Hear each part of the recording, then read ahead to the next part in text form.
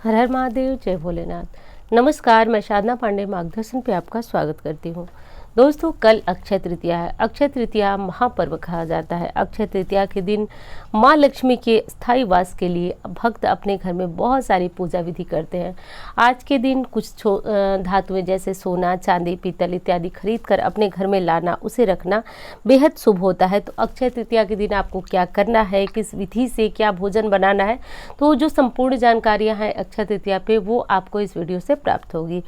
दोस्तों, आप मुझे इंस्टा पे फॉलो कर सकते हैं, फेसबुक पे फॉलो कर सकते हैं, और ये हमारा नंबर है। यदि कोई ज्योतिषीय सलाह आपको लेना हो तो आप ले सकते हैं। दोस्तों, वीडियो प्रारंभ करने से पहले आपको कहूँगी कि यदि वीडियो अच्छी लगती है तो एक लाइक ज़रूर किया करें और चैनल को सब्सक्राइब करके मार्गदर्शन परिवार का हिस्सा बने। हाँ, तो मैं बात कर रही थी दोस्तों कि अक्षय तृतीया पे आपको कौन सा विशेष उपाय करना है। तो सबसे पहले आपके दिन की शुरुआत से बात कर लेते हैं कि आपको क्या करना है। तो देखिए, माँ लक्ष्मी का दिन है, बहुत बड़ा दिन है दोस्तों। जैसे दिवाली की पूजा के लिए आप सभी एक्साइटेड रहते हैं, बिल्कुल उसी तरह का दिन है। अक्षय तृतीया के बारे में शास्त्रों में कहा गया, अक्षय, जैसा कि मैं लगातार वीडियो में आपको बता रही हूँ, जो चीज़ें क्षय न हो, समाप्त न हो।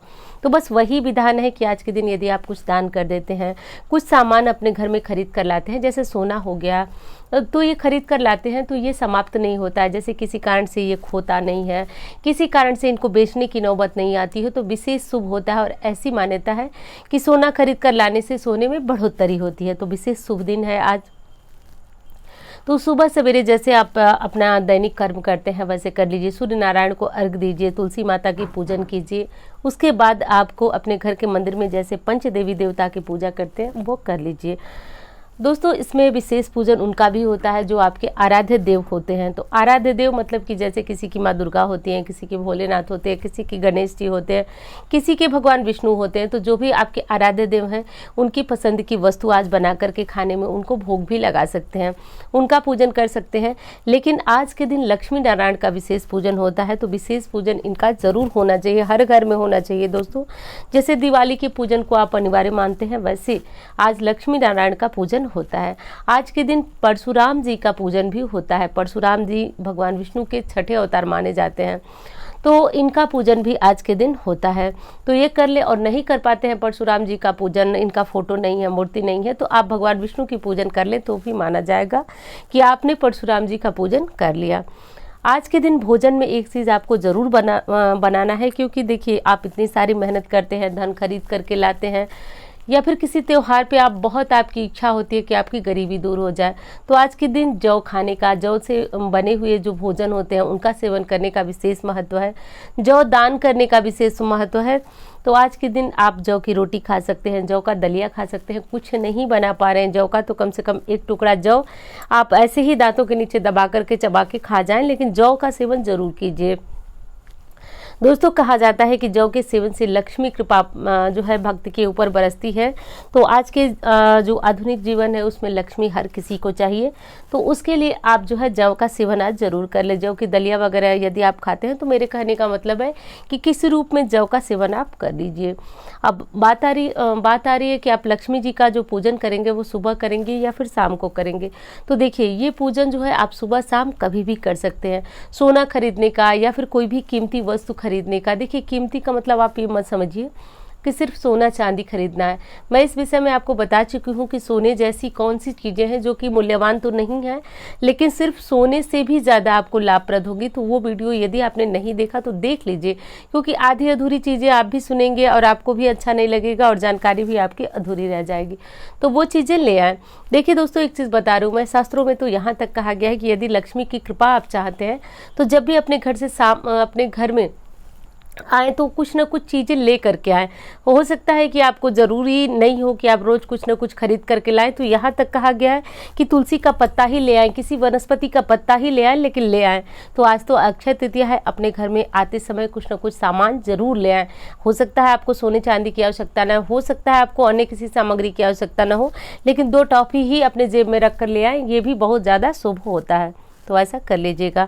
बहुत सारे कमेंट आ रहे थे कि क्या हम गैस का चूल्हा ले सकते हैं। तो देखिए, आज के दिन कुछ भी खरीद सकते हैं, जिस चीज़ की आपको आवश्यकता हो सकता है आपको वस्त्र भी खरीदना हो तो कोई समस्या नहीं है। जितनी चाहे खरीदारी जैसे धनतेरस पे करते हैं कर सकते हैं। बहुत ही अच्छा और शुभ दिन है। अब बारी आती है खरीदारी का जो शुभ मुहूर्त है, समय है, वो क्या है। तो देखिए आज के दिन का मुहूर्त तो इतना विचित्र बताया गया है कि आज के दिन बिना किसी ब्राह्मण, बिना किसी पुरोहित को दिखाए हुए समय आप हर जो मांगलिक कार्यक्रम होते हैं वो कर सकते हैं। तो कोई भी समस्या नहीं। इस मुहूर्त का नाम ही अबूझ मुहूर्त है। इसमें कुछ भी आपको देखने की आवश्यकता नहीं है। दिन के किसी भी समय, यहाँ तक कि रात्रि तक, और इस बार तो बहुत ज़्यादा दुर्लभ योग बन रहे हैं, तो आप रात्रि तक ये सारी खरीदारियां कर सकते हैं। और ऐसे ही मैं आपको नहीं बता रही हूँ, मैं पंचांग का मुहूर्त बता रही हूँ।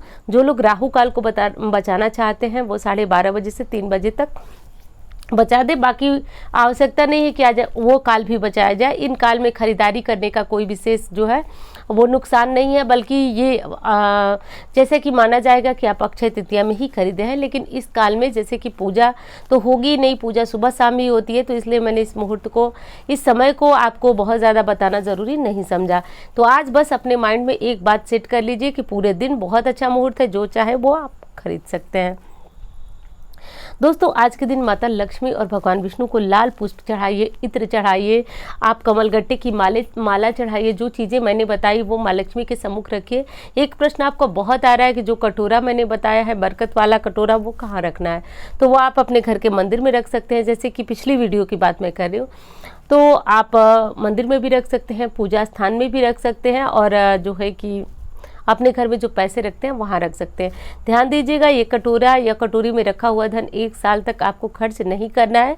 शंख नहीं है तो भी आप इस उपाय को कर सकते हैं। चांदी का कटोरा नहीं है तो पीतल में कर सकते हैं, पीतल नहीं है स्टील में कर सकते हैं, लेकिन कीजिएगा ज़रूर, क्योंकि यदि आपको जीवन में कुछ पाना है तो थोड़ी बहुत समस्याएँ आएंगी, कुछ सामग्री नहीं होगी, कुछ परेशानियाँ आएंगी, लेकिन फिर भी उनको झेलते हुए आपको आगे बढ़ना है और ये काम करना है।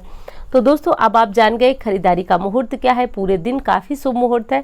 आज जो भी नया कार्य शुरू करना चाहते हैं, कुछ आपको लग रहा है कि नए काम की शुरुआत करनी है, तो आज ही कर डालिए, क्योंकि आज से शुभ मुहूर्त अभी मुझे लग रहा है कि 2 महीने तक आपको नहीं प्राप्त होने वाला है, तो ये कर लीजिए। दूसरी चीज़ बता दूँ दोस्तों कि माता लक्ष्मी का मंत्र वगैरह सब कुछ मैं बता चुकी हूँ। तो आज जो है माता लक्ष्मी की पूजा कीजिएगा, विष्णु जी की पूजा कीजिए, गजेंद्र मोक्ष का पाठ कीजिए, गीता का पाठ कीजिए, विष्णु सहस्त्र नाम का पाठ कीजिए। तो कीजिएगा जरूर। माता लक्ष्मी का कोई भी स्त्रोत पढ़ सकते हैं, लक्ष्मी स्तवन पढ़ सकते हैं, श्री सूक्त का पाठ कर सकते हैं, तो विशेष जो है कि लाभप्रद होगा। दोस्तों अक्षय तृतीया से जुड़ी हुई जानकारी आपको कैसी लगी ये बताइएगा ज़रूर, और यदि अच्छी लगती है तो आप चैनल को सब्सक्राइब करके मार्गदर्शन परिवार का हिस्सा बने। दोस्तों वीडियो अच्छी लगी तो लाइक ज़रूर कीजिएगा। आपके लाइक मुझे बहुत ज़्यादा प्रेरणा देते हैं। उम्मीद करती हूँ जानकारी पसंद आएगी। धन्यवाद।